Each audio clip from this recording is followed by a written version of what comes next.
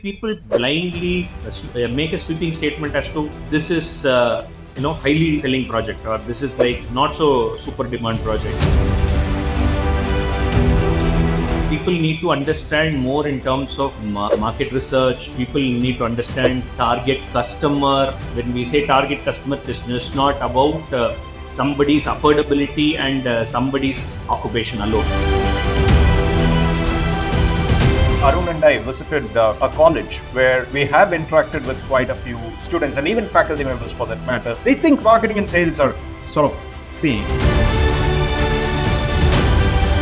The last 20 years, there are not this mid-tier builders who have been consistent enough. A founder in real estate, he will always budget 3 years for a project, but he'll never budget 3 years for a sales. Facebook bans almost every account the other day. They go on to stop ad campaigns which are basically doing or spamming the entire feed. In real estate, people have not built those brands.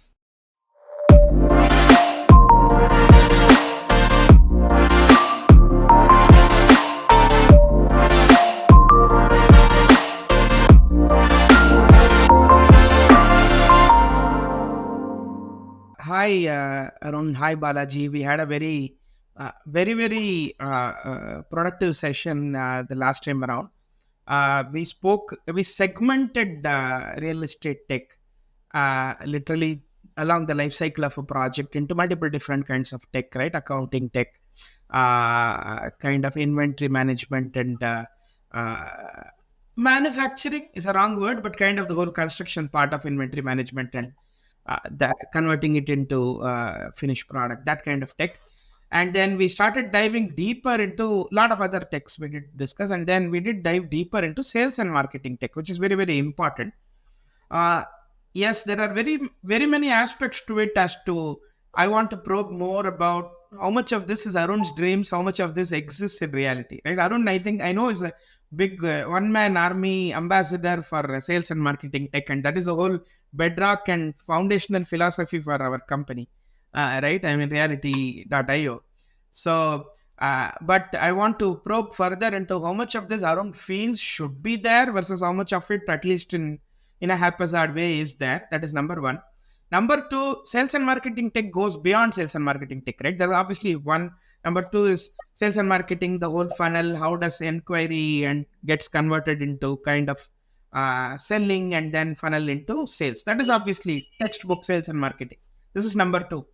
Number three is we touched a lot about how that would bring discipline and structure to the entire project. How this gives much better kind of coupling to like what you spend at a floor level or a home level. What do you do against inventory? How do you handle labor, cost overruns? How does that kind of go get better or optimized with focus on sales and marketing tech right from the beginning, right? So one is where we are and what are the possibilities of sales and marketing tech, going deeper into actual funnels and how well the top line and bottom line can be with better sales and marketing tech.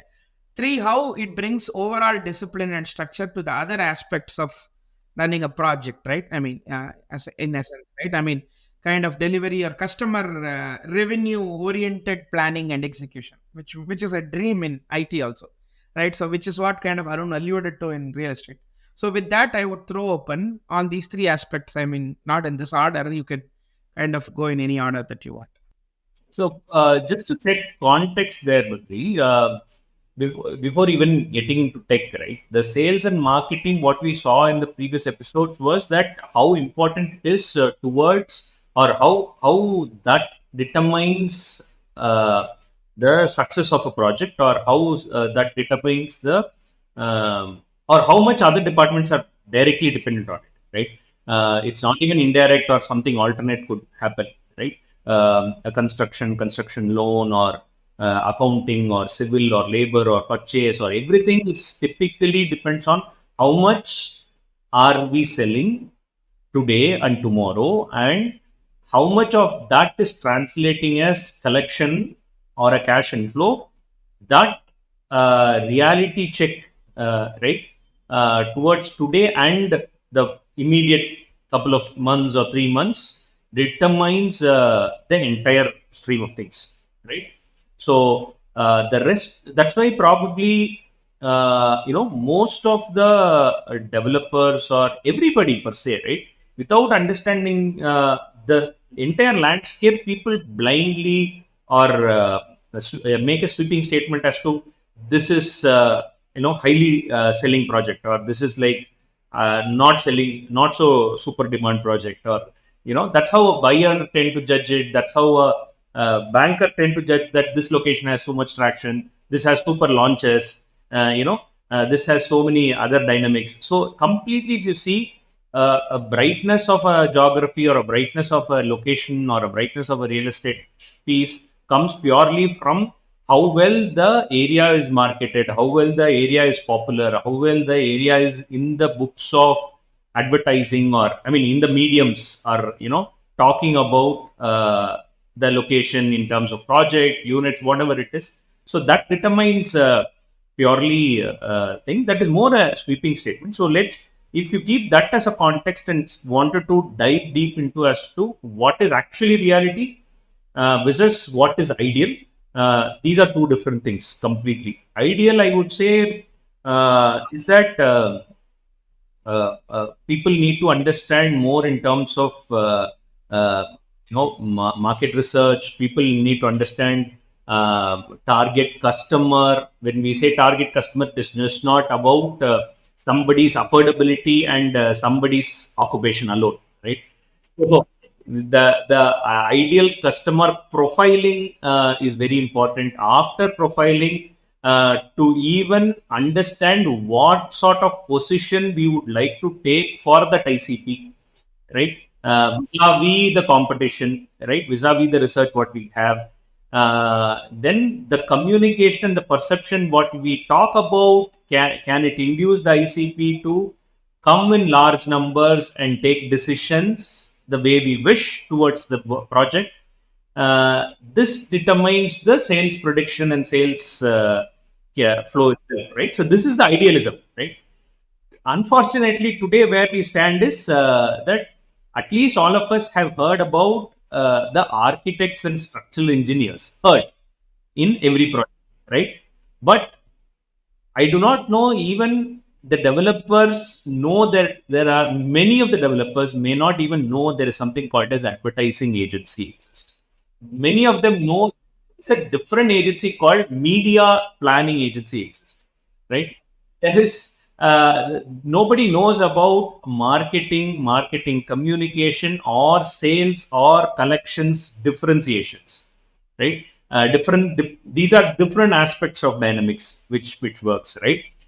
So these are the unfortunate truth and reality.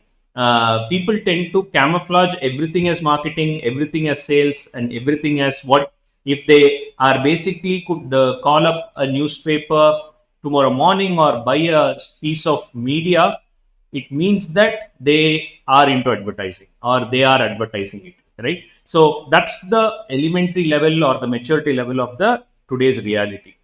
Yeah, I think Balaji. Balaji has a question. I also have a question. Yeah, go So on, it's Balaji. not about the question, it's a perception that the people have, especially in the industry of real estate, that the stream of how a sale happens is a sort of a flat line. Somebody sees something of an advertisement or something, they just maneuver their way to the site, or land up to a contact number. It could be of a channel partner, or it could be of the sales office directly, and they schedule a meeting, they schedule a visit, they get there, and these sales happen. From a third person's point of view, it's pretty straightforward and simple, that anything and everything around the activities that they do is all marketing, is all sales. And we, Arun and I, visited a college where we have interacted with quite a few students, and even faculty members for that matter, that teach for management students. They think marketing and sales are sort of same, while we have about 15 different departments within ourselves, starting from demand generation to content development to setting the creatives right, to advertising, to performance marketing, where the PPCs and several aspects are taken care of to, lead nurturing, where the inbound and automation comes into play. And then you have a sales which has a totally different stream altogether when it comes to operations within, so that whoever shows interests ends up buying it. So this stream is something which is pretty complex. While it's made a flat line in the space of real estate, is it because the stakeholders within the organization, or within, let's say, within a developer's office, when we as buyer visits, it's not more than 2 or 3 people liaisoning in? Should we have more layers, more hierarchies within the office of a real estate, so that the work gets done in a seamless manner? Or is it because it's just a small team that handles everything, that there is a lag, and that's one of the reasons why there is a change of mind in the decision making of a buyer, because nothing happens as quickly as they envisage? Yeah, I will add to it. I'll add to it, and Arun, you can take over. So I think every consumer good which has stood the test of time, sales and marketing is very core. And sales and marketing is not just about pushing the product and getting numbers, which is what Arun is also saying.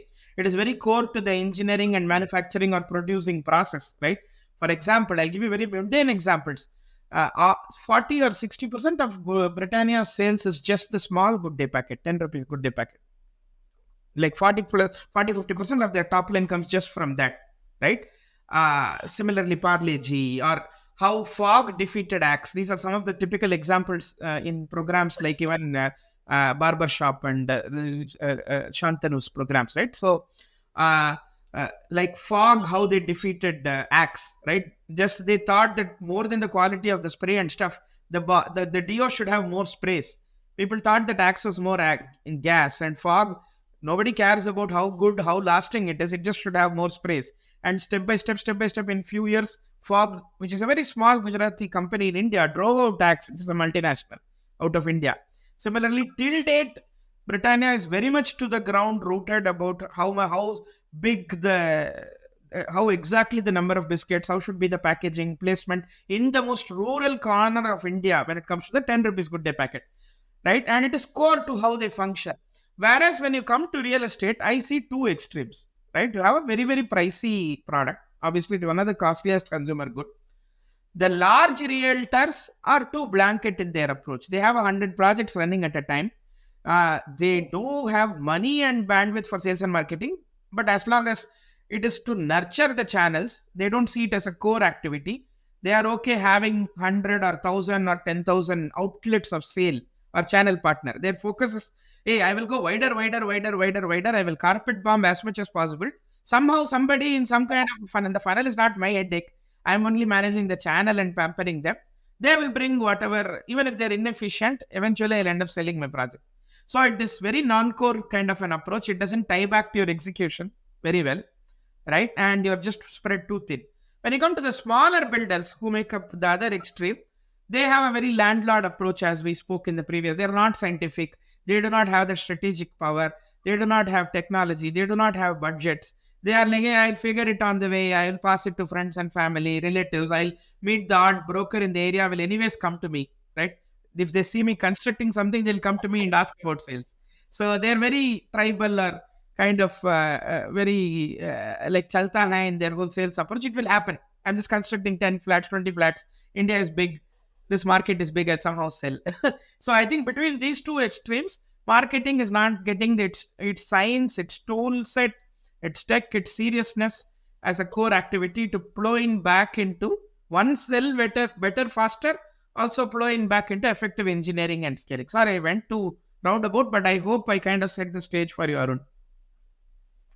Sure. See, I would say, we did speak about this, right? So how many we are not here considering those privileged builders who are public listed and probably, handling about 25-30 projects at a time, right? And probably figured out what we are trying to say, right? So those constitute less than 5% of the entire India, right? Maximum for 10%. I mean, 10% is a wild number, which is absolutely not possible. 5% is the wildest number I could even say, right? So remaining 90-95%, if you see, almost another 25% of the 95%, right, are the critical guys, I would say, right, who are the guys who are going to actually change the ecosystem, or the middle income, Yes. or the middle tier itself, right? So those are the guys whom I think I would like to address, where they have the affordability, they have the ammunition of everything in terms of resources, but because of the ignorance and because of the actual chalta hai, or the Indian, and any which ways it will sell, or probably as long as I am there everywhere trying to be present, be omnipresent, and showcase myself, I should be able to sell. Also, the demand fallacy, right? We all know, just like you and I know, they always know demand outstrips supply by like multiple orders of magnitude. So somehow I will sell out in time, right? So that is Exactly. the That's why if you see, even if you see the last 20 years, there are not one this mid-tier builders who have been consistent enough to have sold their sales, I mean, to have their sales numbers growing, right?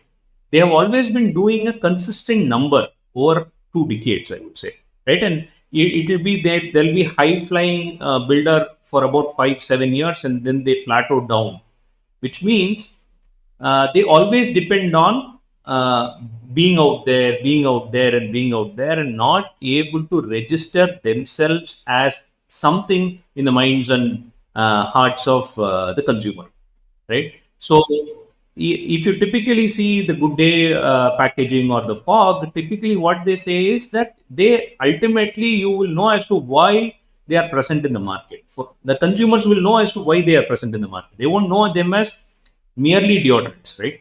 They will say that this is, well, somebody will say this is value for money, right? Fog is value for money, right? That's the ultimate truth of it, which means I get the more sprays out of every buck I spend, right? I don't just spray a gas for money spent. So that's the aspect of it, right? So that core philosophy is not going to get thrown out of the world of their brand story itself. So that's why if you see, the fog advertisements might be peaking at certain points and probably not even be there in front of us, except we see them on the shelves, right? Still, we go buy it as a consumer, right? Why that is? Because we've already been conveyed, and when we think of value proposition as a human philosophy or human nature, we tend to recognize that brand and consider that brand and go and take it, right? Like that, if you see in real estate, people have not built those brands, right? This we did touch upon in our previous episodes, where how many brands are, could we even call every city and things like that. So even though there are plenty of names which I do not want to take and utter, where when I was young, they were considered the number one. When I went to probably post graduation, somebody else was called the number one. I mean, and today somebody else is taking over. And irrespective of these three layers, everybody was spending the same amount of money and same amount of media spend, and they're out there just like being election time. I could call this like just like an election campaign. You would get to see them everywhere. That's all about it. And if you don't see an ideology, if you don't see anything which we could resonate, and probably we could think back and say that, hey, this is what this brand stands for, this is what this individual stands for, this is why I'm interacting with this guy. Even if I don't buy future, I will go. If some consumer is actually looking for a value for money, then they should go to this brand, right? And if somebody is looking for luxury, they should go for this brand. And somebody, if they're looking for like umpteen number of features and like flamboyant stuffs and things like that, or futuristic, tech oriented, or whatever it is, right? Those sort of segmentation is absolutely not there. So, very close to real estate is the car, because the next highest value which is sold, to the consumers are the cars.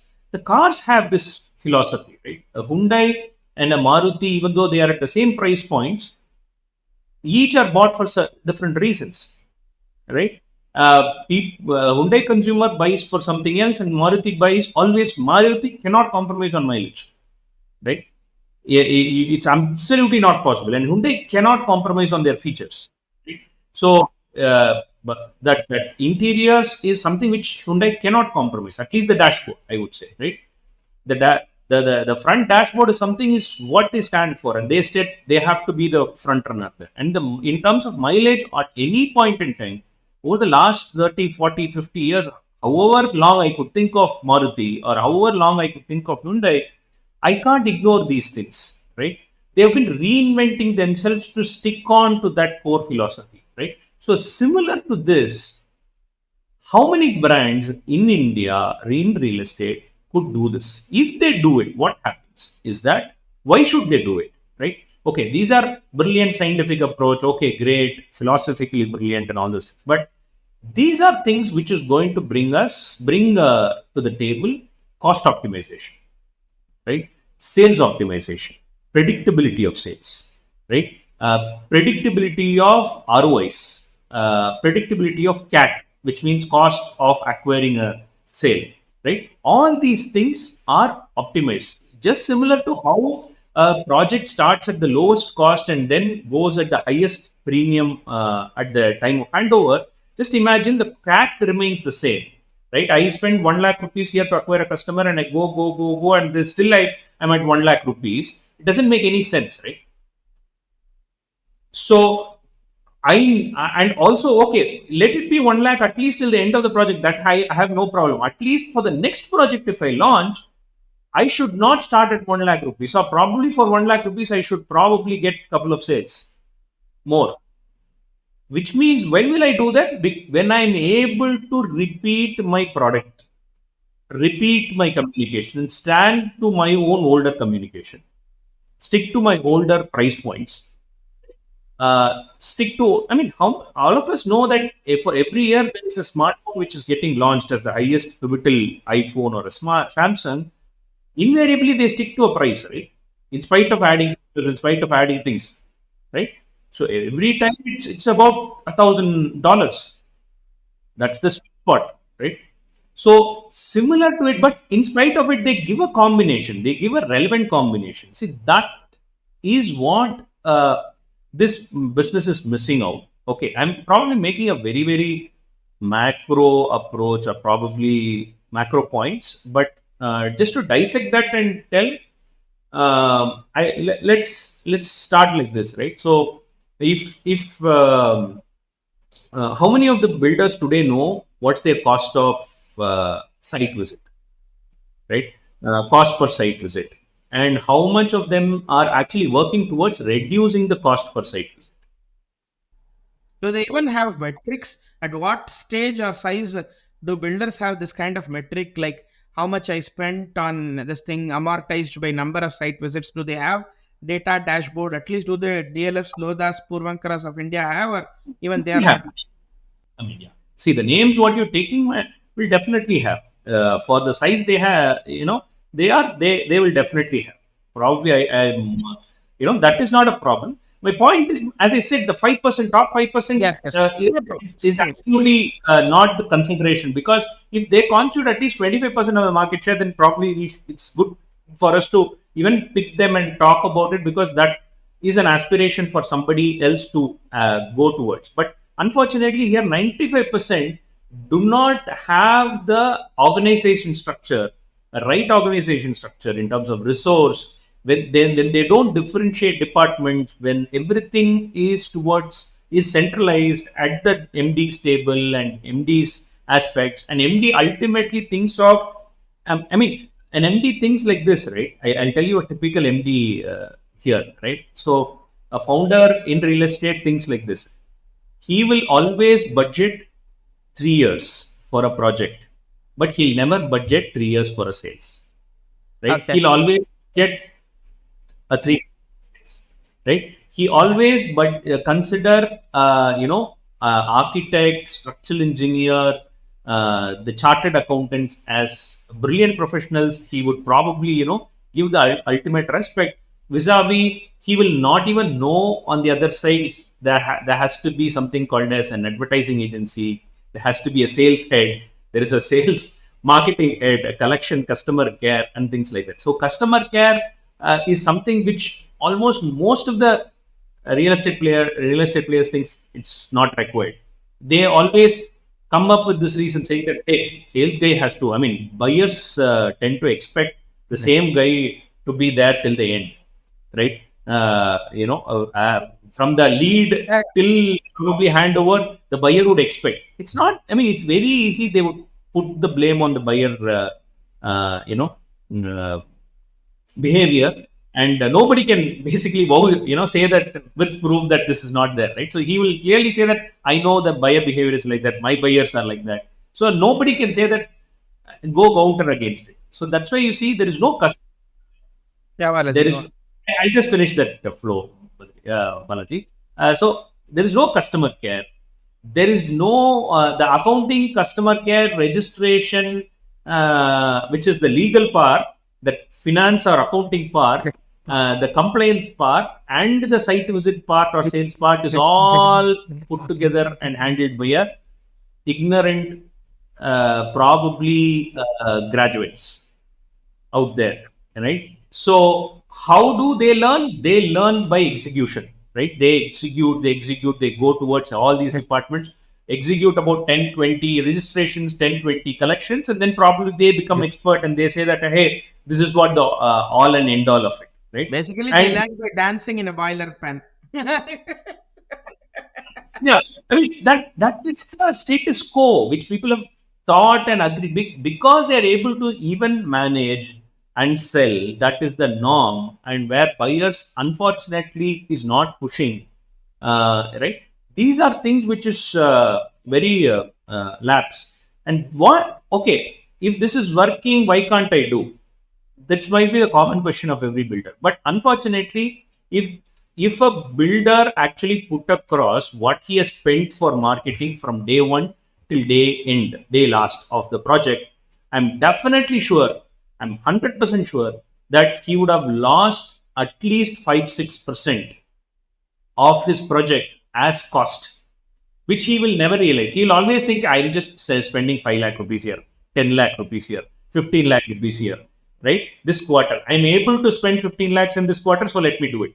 I'm able to send 30 lakh rupees. So this is how ad hoc he spends. And he never budget the cost of his operation or office or anything on terms of marketing. And with margin of 20-25%, if he's losing 5-6% ad hoc, and in spite of it, he's going for a construction loan, which might be at 10-12%. And if there is a delay in project, if it is, just imagine if instead of finishing it in 3 years, if he's finishing it in 4 years, the construction interest has gone up, which means there he's going to lose another 5-6%, right? And apart from that, he would not be able to sell properly on time, which means remaining 20-25%. What is it that he's left out? Okay, then what he does smartly, okay, now the price is great in the market, so let me wait and sell. Again, he'll wait for another couple of years, which means another cost of. So it becomes a chain, and it becomes, so instead of 3 years, probably if he's doing it in 8 years or 6 years, he will think that he has become very brilliant. But unfortunately, if you see the time and effort what he has put in and the money he has made over the 6 years, it will be nothing less than 10-15%. I mean, which will be nothing greater than 10-15%. So this is where the metrics, or this is where the dynamics of predictability, advertising, and all those things comes in. Yeah. So sorry, Balaji. I mean, I just wanted to complete that. So. No problem. Absolutely. In fact, you touched upon the key aspect of my question at the fag end only after my attempt to intervene. So, I was wanting to ask about the kind of funneling that is there in the sales aspect of real estate, where it has always been a flat line. The marketing and sales aspect is blurred, and you touched upon one aspect where the developers sort of judge the buyers by their pulse with them. It's like, my buyers are like this. This kind of attitude has always been there. But on the other hand, the perception of the prospects, or the perception of the buyers, can always be worked upon based on the way you communicate, based on the way you take things forward, and so on. This intent is not witnessed anywhere, be it from the smallest developer who is a one project wonder or a one city wonder, and even with the DLFs and Lodas and so on. They don't follow up the way that any other player does, a telecom player does. They don't follow up the way a telecom player does. And all this for something which is one of the costliest FMCG, and this is actually feasible. This is actually easy because everything is templated. Every developer does the same thing. Every location has got similar dynamics. Why? I'll ask you another one. I'm just going to add to that My question. only correction is it is the costliest CG, not the FMCG. It's not a fast moving consumer good, it's a consumer good, but it is the costliest consumer good because then we would be buying one house a week. So Yeah. Balaji, you said, unlike other industry, there is not much of following up. That's what you're saying, right? If that's the case, why real estate is considered spamsters? Unfortunately, they are not as spammy as the communication side of it. It's exactly the point is that is where the gap is. Exactly what you said, that the other industry is like crazily spamming, but they are not considered the spamsters, right? Or a spamming industry vis-a-vis a real estate which has not yet evolved to a point of following up with various mediums have become a simple spamsters. Okay, I'll put it this way. Where the follow-up actually should come is not as a cold calling, not as the first step of marketing, which most of the realtors do, most of the telecom guys do, even financial institutions does with credit cards and loans. But the actual crux of following up begins only after a prospect shows interest and what sort of communications that should come and so on. From the tech world, from the SaaS world, there are enough things, and you have prop tech space which is thriving at this point of time, from where the developers and the sales and marketing teams can actually take precedence from. Absolutely. See, these all comes from the idea of accepting what is spent is right, and what is there is no point of looking at unit metrics and bringing in efficiency in unit metrics. See, when we say efficiency in unit metrics, it's not about less spending, right? In real value, say if I'm spending 5 crores per quarter as a marketing spend, it's not about reducing 5 crores to 4 crores. It's not, that is not just an efficiency, right? It's about getting maximum value for 5 crores. Got you. This is the point what we're trying to say. What is the maximum value for 5 crores is maximum sales, maximum collections. That's the maximum output for the money spent, right? But today's world is like, okay, they have very, very not willing to track their unit metrics of what's the cost per lead, cost per site visit.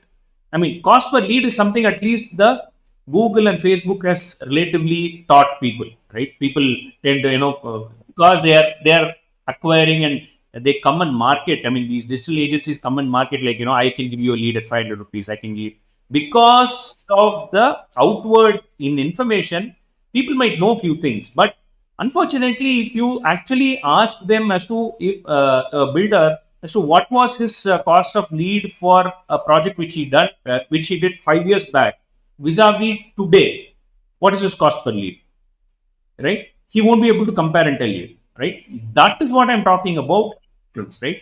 That is one. And two is that it's just not about knowing how much of cost per lead per medium. It's for the project I'm saying, right? I might acquire certain leads from Google at 500 rupees and certain Facebook leads at probably 1,000 rupees.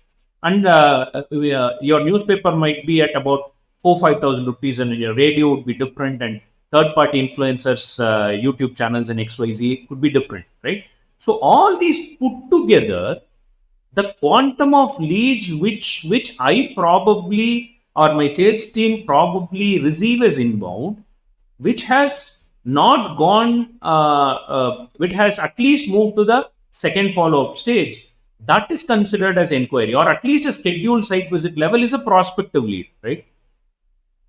I'm interested to come see you, right? I'm interested to do this. Yes, I think I have a budget. Probably I will come and see it. If the leads have these parameters, that's when it is basically a prospect for a builder or a project. Calculating a cost for that layer, should be the starting point of anybody. How many builders are actually calculating that as cost per lead, the minimum qualified lead, right? Got you. Got you. Yes. MQL, right? That's what you call, Yeah, marketing Balaji. What qualified. marketing qualified? Yeah. So the marketing qualified lead, what does that cost is, right? And from there, how many of them? I mean, how are you going to nurture and talk to them, educate them, consult them to move towards the next stage of site visit? How do I improve my conversion from lead to site visit? How have I progressed over the years? So that efficiency, have they even thought through, right? Without even thinking these things, people blindly say that, okay, my average site visit is say 10%, and as long as I'm able to get 1,000 leads, I'm able to sell 10 bookings. This is a universal truth, and this people tend to say that every 100 leads gives me 1 or 2 sales and probably 20-25 site visits. This is no good. This is no good. See, this is what I was trying to pinpoint as well. Talking about the numbers and talking about the rate of conversions that they get into deliberations about shouldn't be the way forward in terms of executing things. Instead, one of the important aspects that they should factor in upon is the mid-funnel engagement, how we technically call it in the tech world, where people who come to you, most of them tend to forget, and this is where the problem arises. Instead of focusing on following up people who have already visited, they go after new ones, making cold calls and cold messaging. These are all the kind of challenges that the real estate has always faced. And as you rightly paused, when I was intervening, that real estate has become the number one spamster in the marketing world. So this Perception, yeah. hamsters, to be frank, because they don't do outgoing. They only people who have inquired via Facebook, and unfortunately, in Facebook, these digital agencies, this new guys, individuals who run campaigns, they somehow put some static ads and probably make people click, and that click comes as a that becomes, and that's why people don't even stay as, they pick up phone and they say that I'm not inquired, or probably I've not seen your project. This would be the reaction for an inbound lead from That means Facebook. that means somebody took your data and gave to somebody, and somebody knows about the other somebody. No, So there are lot it isn't there theft, are but lot it's of just random collection of data. no, it's also they do a lot of other tricks where they know how to. I mean, the ignorance of the developers knowing digital world, marketing, sales. These are the core aspects of it. Basically, they are budgeting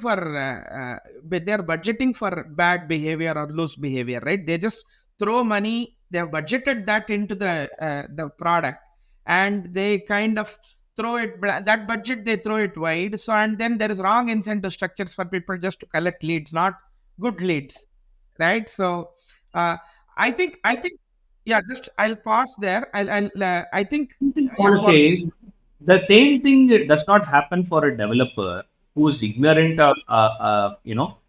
with the construction side. He always go cross check and get the right purchase done for the cost. He always get the right labor to be done at the right time, right? He gets the optimal cost value from the architect somewhere in this, nothing is loose there, right? He knows what is the per tile cost to per square feet cost for everything, right? But that he is not, or probably he's not thinking, is because even the top level players, right, the mid tier, upper mid tier people are not doing this and taking this for consideration, and this set to going to be a spoil sport under RERA and under more people coming and talking to the consumer in the same category. All of these things are the typical problems, which we get to see. We Yeah. have very simple solution to this. We have very simple solution to this where if you enforce the data protection law right here, I think 60-70% of this headache will be solved, and the practices will be legitimate, rational, and it is as set as the industry norms warrant in the world of sales and marketing. Balaji, see, regulation alone, I just have a different point. Right? See, Facebook bans almost every account the other day, right? They go on to stop ad campaigns which are basically doing or spamming the entire feed, right? But in spite of it, India is a very large country, and there are so many people who wants to be the middleman and could do services in digital space. Umpteen number of profiles could be created. Umpteen number of people are not bothered about brands, so they tend to create yesterday as something and today as something and project the same project and somehow get so there is no brand, there is no philosophy of from you what URL being legitimate in front of it. I mean, to my understanding, there are many big, I don't want to name, there are many big top 5% builders don't even have an in-house digital agency who handles their cost or spending or directly to even real estate portals or digital mediums and things like that. Then it's that's the pathetic situation, right? Because they afford and they are not doing it. That is something which is sad. Yeah, I think the challenge here is problems are way more than obviously the solution, and we are getting a little abstract at this point. So, what I would like to do for the sake of the viewers is I think, Arun, I know for a fact that you have one very good example of a mid tier builder where you have done some good work. Let's not take the name of the mid tier builder, but in the next episode, what we will do is we will ask probably Balaji and I will walk through you with specific questions of how a good case, like you have worked on a few projects with them. So, one of the more recent projects where your maturity is good, I want some inputs from you as to how you went about their whole sales and marketing operation right from the beginning. Like, I'm understanding from the philosophy you are exposing that you start very early, you don't wait for the late part of the cycle. So, how do you get involved? How early do you ideally get involved or advise getting involved?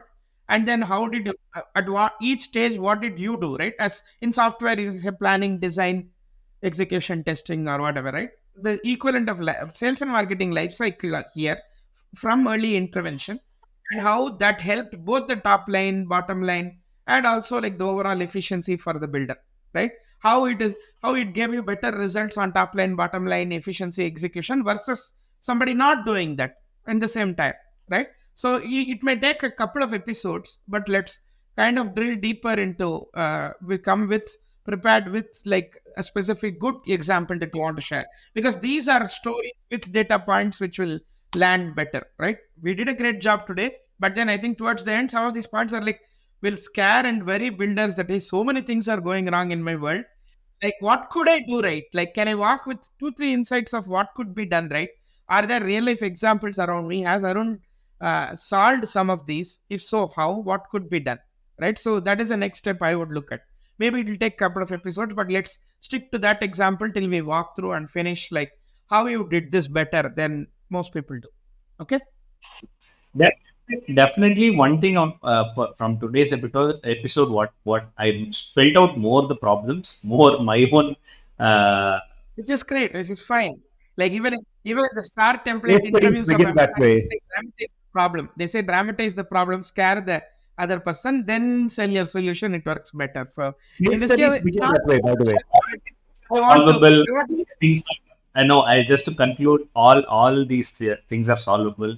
Just for the audience sake, I'm saying is like, these are something which we've solved for years, and these are things which we've proven as a record for over 15 years that these are all can be done and is done even from as early as 2010 and 2011 types. So in today's world, it's going to be much more easier because digitization and digital mediums are taking over like super heavy, and so it's all possible. So as Badri said, we will take a very yeah good success to throw a and pun to throw a pun. Let's so we have now brought out the flaws in an inefficient or not properly done sales and marketing of real estate.